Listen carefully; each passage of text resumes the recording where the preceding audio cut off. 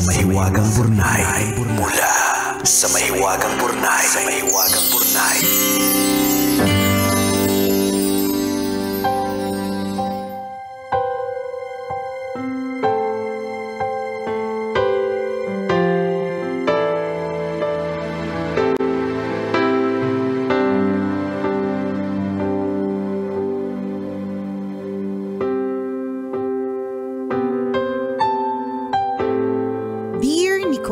Diego. Itago niyo na lang ako sa pangalang Shasha, 28 years old at isang small business owner dito sa Pateros. Alam niyo, suki ako ng tandem ninyo. Hindi lang kasi kayo nakakatawa, ang dami ko ding natututunan. Yung pakinggan kayo, isa yon sa mga pinakasulit kong libangan. Kaya naman ngayong sumasabog ang dibdib ko sa galit, kayo ang naisip kong pagsumbungan. Ganito po kasi, 5 taon na kami ng boyfriend ko. Nagtatrabaho lang siya sa akin dati at nagkagustuhan kami. Katuwang ko pa din naman siya sa negosyo hanggang ngayon. Hindi naging madali nung simula kasi ayaw sa kanya ng mga kaibigan at pamilya ko. Naintindihan ko naman kung bakit. Magkaiba kasi kami sa maraming bagay. Kinalakihan, educational background, mga disposisyon sa buhay kung minsan. Pero gaya ng ibang lunod na lunod sa pag-ibig, naniwala ako na kaya ng pagmamahal ko na baguhin siya for the better. Pakiramdam ko, sumakses naman ako sa part na yon. Dahil lumaki siya sa hindi masyadong magandang environment, may mga na-pick up siyang ugali na hindi kaaya-aya. Unti-unti inalalayan ko siya kung paano baguhin. Dahil hindi nakatapos ng pag-aaral, binawi namin sa self-study gaya ng pagbabasa at panonood ng makabuluhang mga palabas. Ganon ko siya kamahal. Willing akong tulungan siya para mapabuti. Hindi ko din akalain na mangyayari pero nawala yung pagmamahal ko sa kanya recently. Napalitan ng inis. Magbabakasyon kasi kami sa isang resort so syempre bumili ko ng swimsuit. Ang saya ko pa nung pinakita ko sa kanya. At hindi ko makalimutan yung reaksyon ng mukha niya. Mapangot siya. Tapos sabi niya mukha daw akong balyenang kumawala sa fishnet kapag sinuot ko. Sinundan niya yon ng tawang nakakainsulto. Nalukot yung mukha at hindi mapigilang pumatak ng mga luha ko. Nasaktan ako ng sobra. Alam ko namang may pagka-chubby ako pero hindi niya ako dapat sinabihan ng ganon. Tinuloy ko yung bakasyon sa resort pero hindi ko siya sinama. Sinuot ko din yung swimsuit na binili ko. Break na kami ngayon at wala akong planong makipagbalikan. Salamat sa pagbasa ng sulat ko, Nicole and Diego. Gumaan naman ang pakiramdam ko. Ang inyong kumikinang na tagapakinig, Shasha. Oh, Shasha! Okay, usapang body shaming to. Correct. Hindi naman sa Shash. Hindi naman sa kinakampihan ko yung jowa mo. Pero bibigyan lang kita ng isang POV na natutunan ko lang din recently. Hindi dapat natin i-expect na magkaparehas tayo ng paraan ng pagpapakita ng pagmamahal. Hindi natin, di ba, parang ang haba-haba ng explanation ni Shasha kung ano yung mga ginawa niya para sa kanyang jowa, di ba? Binihisan, tinuruan, inalalayan, ganyan. Kasi ganyan ka magmahal. Ganyan ka mag-express ng pagmamahal mo, ganyan kang klaseng tao. And of course, ginawa mo yun kasi mahal mo siya, di ba? Not for anything else. Ngayon, hindi natin i-expect na kung paano tayo mag-isip ay parehas ng paraan ng pag-iisip ng kapartner natin. Tama. Kasi kadalasan, dyan tayo nadidisappoint. Kasi feeling ko, ang iniisip mo siya, feeling ko, na kaya ka napag-break, ang iniisip mo, ako nga ganito yung klase ng pagmamahal na binibigay ko, umaalalay ako, hindi ako nang iinsulto, hindi ako tumatawa, tutulungan kita, ganon. Ikaw yun. Ayan. Hindi siya ganon. Ang tanong ko lang dito kay Sasha, sa ginawa mong pakikipaghiwalay, naging masaya ka ba? Yun na nga. Diba? Bakit parang gumaan ng pakiramdam mo? Sabi mo! Pero bakit parang may pagsulat pa sa amin? Kasi ibig sabihin nun, hindi ka pa, medyo nababagabag ka dun sa nangyari. Baka nga hindi siya sumaya. Kasi, eto nangyayari talaga, we tend to hurt people that we love kuminsan. Dahil posibleng naging taklesa tayo. Correct. But we don't mean naman din talaga na i-offend. Hindi namin alam Feeling ko, Jegs, baka sa paraan ng pagsabi o yung tono, yung sinasabi mo parang hindi naman siguro hopefully to offend. But okay na, siguro ang naisip ko ganito, Jegs okay na ako na yung tumawa, ako na yung nag-isip na para kang balyena nakalabas sa fishnet, kesa ibang tao pa yung magsabi. Alam ko si Joe Adik maraming sinasabi. Correct. Totoo! Sabihin ka, para kang sako. Correct! Sasabihin niya, ano naman yung suot mo? Ganyan. Actually, yung anak ko mag-birthday, di ba? So, meron siyang simpleng lunch para sa kanya mga friends. Nakakatawa kahapon, tinanong niya ako kung anong susuotin ko. At sinabi niya sa akin, Mom, are you going to wear flowers? Sabi ko, baka flower. Sabi niya, not naman the big ones, ha? Kaya ngayon, bago papa-approve ko muna yung outfit ko sa kanya bago siya mag-birthday. Yun. And I feel like kapag ginaganon nila ako, it also depends on my mood Kapag ang mood ko is on a joking mood or I feel confident about myself, kahit i-body shame mo ko, kahit pagtawanan mo yung preference ko sa suot, hindi ako maapektuhan. Pero kapag binato mo yan sa akin at a low point in my life, bagong pinagsabihan ng boss, hindi maganda yung rating ng show, napagalitan, inutangan pero hindi binayaran, sinaraan ng ibang tao, tas saka mo ako babanata ng ganyan. Diba? Makikipag-break din ako.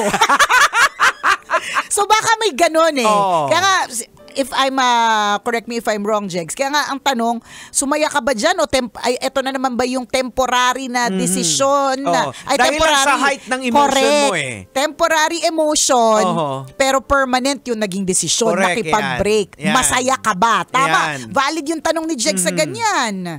So, talaga kasi may tendency talaga kung minsan na masasaktan din natin. Parte kasi ng pagmamahal din yun Correct, yung real talk. Kasi sino pang mag-real talk sa'yo? Kailangan may mag-real talk sa'yo kasi kapag sabi nga nila, ang tunay na kaibigan, pagtatawanan ka talaga Kaya kanyang isasabihin niya talaga lahat ng mga flaws mo kasi hindi siya natatakot na masaktan ka or kahit masaktan ka, ang importante naman dito is for the good. Ganyan. Baka lang ito si Sash meron siyang deep inside insecurities tungkol sa kanyang definitely. 'di ba? Tungkol sa kanyang body type, yung mga ganon. Pwede din kasi nating tingnan Sasha sa POV na kung ito yung nagbibigay sa iyo ng insecurity, bakit hindi natin ito gagawa ng paraan? Tama, Baka lang naman kaya pang gawin. Kasi minsan, madami tayong, di ba natandaan mo nung ang mga itsura natin, mga katawan natin, Jegoy, mga mojako. Di ba, papunta na sa super fairy yung katawan ko. Sabi ko, wala man na nagsabi sa akin na kasing laki ko na super fairy. Wala tayong mga leeg. Wala na kami mga leeg. Di ba, parang meron mang nagsasabi pero hindi ganon na sinasabing outright. Kasi kapag may magsabi sa'yo, at ikaw mismo gagawan mo ng paraan, pwede palang magawa ng paraan. Sabi ko, ito pala itsura ng liig ko. May liig pala ako. Akala ko kasi dati pag mukha, balikat agad. Hindi pala ganon, di ba? So baka pwedeng gawa ng paraan. Well, it's just one aspect. Hindi namin alam yung medical history mo. Baka hindi rin madaling magpapayat or hindi posible talaga. May mga ganyan din naman talaga mga aspect. Sinasabi lang namin na isang point of view dito, maaring nasaktan ka, yes, pero maaari din namang gawan mo ng paraan if it's causing you always na ma-stress, mag-let go ng mga tao porque sinasabihan ka ng chubby. Correct. Hindi mo makokontrol talaga kung paano sila mag-isip eh. Oo, kasi actually, totoo naman din kasi sinabi. Yun na nga, yung medyo Diba? katotohanan siguro talaga So, doon. sabihin naman natin na totoo kasi, facts kasi yung sinasabi na Siguro kasi siya, baka aral ng tambalan tong Alam mo, para kang balya na lumabas sa fishnet. sorry na, kasalanan namin. Sorry na, kasalanan namin. Pero pang radyo lang yun, pang exaggerated version. Hindi siya. Ako lagi akong kinokomenta ng asawa ko ng mga kunot na mukha na parang, ano yung suot mo? O kaya sasabihin niya, Christmas tree ka na naman today. Pero parang hindi ko pa narinig na isa kang balyena na lumabas sa fishnet. Kasi parang medyo bordering to, masakit kasi talaga Overboard yun na yun eh. Correct. Masakit at masaklap na talaga yung ganun. Ayan. Pero yun nga yung sinasabi ni Jegs. At sinasabi ko din, baka kasi kung may katotohanan, can't we do something about it? Lang, isang POV. Kasi every time nasasabihan ka ng chubby ng ibang tao, every time may sasabihin sila sa body type mo, ile-let go, magde-decision kang i-let go sila, diba? So, pwede din naman nating gawa ng paraan ito. Masyado kasing mataas yung emosyon mo, Sasha, nung nagdesisyon ka na makipaghiwalay. Kasi kung babalikan mo yung rason kung bakit ka nakipaghiwalay, tingnan mo, isipin mo, anong dahilan? Diba? Sinabihan niya ako na kaya na-break na kami. Kaya diba, break na kami. Ang babaw. Ang babaw siya. Siguro kasi iniisip niya nga rin, Jegs, na na parang, ako kasi ito yung binigay ko eh. Tas siya ito lang yung binigay. Wala lang, in a relationship. Ako, mas ini-expect ko sa kwento na baka nag-iba na yung ugali, ng babae na naging mayabang na. Hindi, nag-real talk lang, diba? Although talaga, body shaming is wrong. Yes, Mali po talaga yon. Okay? Gusto lang po namin i-clarify. Hindi namin kinakampihan yung nag-body shame. Kasi sabi nga namin, yung sinabi namang balya na lumabas sa fishnet, ang OA din naman talaga. Diba? Hindi naman din talaga tama. Pero, may mga POV kasi din tayo dapat na tingnan. Tsaka naniniwala ko, Jegs, na sa isang relationship, hindi siya laging 50-50. Minsan nga 90-10 eh. Minsan 20-80. Depende sa level mo eh. Kung ikaw kaya mo magbigay ng 90% na suporta, may mga karelasyon talaga tayo na at that point in their lives, ang kaya lang nilang ibigay ay 10. May mga ganun eh. Kaya ikaw sinabi mo rin siya na ikwento mo rin din sa amin na ang pinanggalingan nitong boyfriend mo, baka yung language niya pag ganun nagbiro, talagang malabsak. Kanal. Kanal talaga. So siguro ang gusto niya lang, baka gusto niya lang sa'yo, yung pabiro na wala siya, baka hindi niya kayang i-express. Hindi niya kayang sabihin na hindi bagay sa'yo. Correct, na in a way na basta siguro yung paraan niya ng pagsabi sa'yo, that's his way. Yan. Yun lang yung kinalakihan niya. Wala siyang ibang way na sabihin siya kasi natatakot siya na sabihin na ay hindi bagay sa'yo. Pero yun nga, yung way niya talaga na kanal of words, nga, correct, ganon. Ayan, Sa atin, ganon. Kung paano tayo, sorry na kasalanan na talaga namin, influensya puta ng Love Radio. Saka makikita din naman sa kwento mo na magkaiba kayo ng persona eh. Yung status ng buhay. Yes. Siguro ikaw yung lumaki sa medyo nakakaluwag-luwag. Correct. Ito tapos, naman yung galing talaga sa baba. Oo, 'di ba? So, meron talaga sabi mo nga, 'di ba, may mga ugali siya na dahil yun yung kinalakihan niya na hindi masyadong kaaya-aya. And sometimes, even if we try to change, and change doesn't happen overnight. Gaano na ba siya katagal wala dun sa community na yun? Gaano mo na ba siya ine-educate into your ways? Baka saglit lang naman din. Hindi, ang change, hindi po yan bigla-bigla na pinagbasa mo siya ng mga magagandang basahin, pinagpanood mo ng mga English, pinagpasama mo sa mga soft-spoken na mga tao, agad-agad. Hindi nabubura sa DNA niya yung kanal eh. May ganun pa rin, lalabas at lalabas yun at any given time. Siguro, kung titingnan nga natin sa magandang POV, sa sobrang kampante niya sa'yo, ganun na siya magsalita. Wala lang. Uy, pero hindi kinakampihan na. Sabi siguro ng Sasha, grabe, wala man ako narinig na kahit anong pagkampi sa akin. Hindi. Kasi kinakampihan ka namin kasi alam namin kung gaano mo kamahal itong boyfriend mo eh. Kasi kung titingnan talaga, kung tatanong, bakit ka naghiwalay? Sinabihan niya kasi ako mataba. Di ba? Parang tapos yung nagtanong, sasabihin niya siguro sa iyo sa utak niya, girl. Hindi ba? Sorry. Uy, kailangan maging sensitive tayo sa ganyan, Ayan, Jegs. Kasi yung anak ko, sensitive siya sa ganyan. Hindi, ang gusto lang namin dito, Sasha, is mahal mo yung tao eh. Tingnan mo naman yung effort na binigay mo sa kanya. Diba? Kaya ang tanong talaga, ang sa akin talaga is bakit kayo naghiwalay? Kasi sinabihan niya ako ng hindi bagay sa kanyang swimsuit, parang gano'n. Oo. So, diba? May mga, alam mo sa mga chubby, may mga swimsuit na bagay ha. May mga swimsuit din na hindi. Oo. May mga outfit na bagay, may mga outfit na hindi. At ganun talaga yun. I mean, Totoo. it's a fact.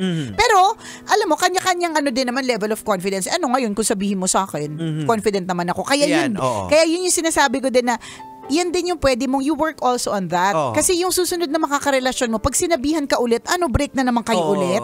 Next, top out ka na naman. Top out na naman? Ayan. Di So, ba? tingin ko ang pinaka-issue dito yung ego. Natamaan yung ego ni Sasha. Nasaktan. Tsaka ulitin natin even on your next relationships, iba yung paraan mo ng pagpapakita ng pagmamahal. Iba rin yung paraan niya. Iba siya magsalita, iba ka rin magsalita. Magkaibang tao kayo. Maski nga magkapatid na naggaling sa parehas na magulang, magkaiba sila. Maski twins. Diba? So, I think moving forward, kung hindi man kayo magkabutihan ulit, diba? Sana tingnan mo rin muna yung mga iba't ibang POV bago ka mag-decide na, ay nako, binody shame niya ako, tas hindi niya na talaga ako mahal. Pagkatapos ng lahat ng ginawa ko sa kanya. Diba? Ano kaya ang opinyon ni Dr. Marivic Marbibi? Doc Marivic, ayan salamat sa pag-message siya ni Cody Thanks, page. Doc. Doc Marivic Marbibi, ayan. Ano kaya opinion mo dito? Message mo ko, di ba? So we don't expect na parehas talaga tayo ng pagpapakita ng pagmamahal. Iba-iba nga ang love language eh. Tama. Maaring ganun siya, malabsak siya magsalita, pero grabe siya mag-service. Yes, oo. Di ba? Nasa action naman. Action naman. Wala sa salita. O di naman kaya physical touch. Correct. Pangmalakasan naman ng emerald, di ba? Oras natin, mga kabisyo! It is now 1:39. Ako pong kumikinang na ulo, Diego Bandido. At akong kumikinang ina mo ni Cole Yala. Kailangan pa bang i-memorize yan? Basic!